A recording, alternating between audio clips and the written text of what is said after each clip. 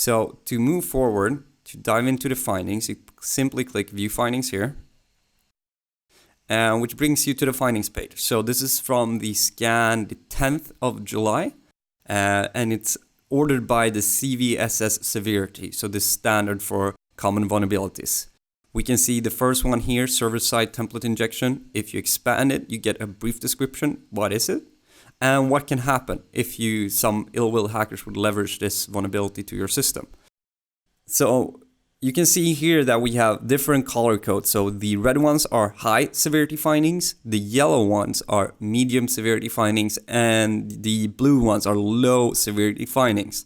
In addition to that, we also provide different information, such as which URLs we have crawled, some information, who is information, and general information we can find when trying to test your site. To look in deeper into one of these findings, we could, for example, here see our cross-site scripting. We expand here, we get all of the cross-site scripting we had, so it's 5 of them.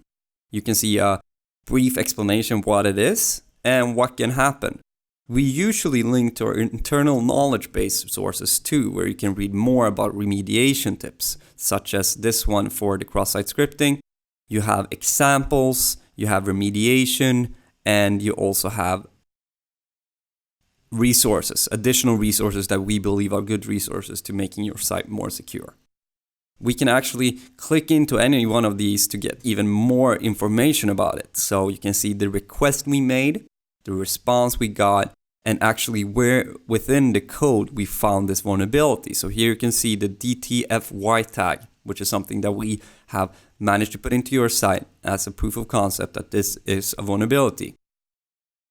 Moreover, you have our internal tagging system, which helps you to handle all of the findings we provide in a way that makes it easier to make your site more secure.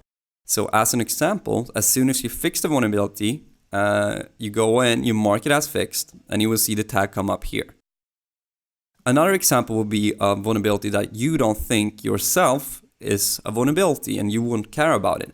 Then you mark it as an accepted risk. This will mean that it will be removed from the standard sorting findings page to the left here.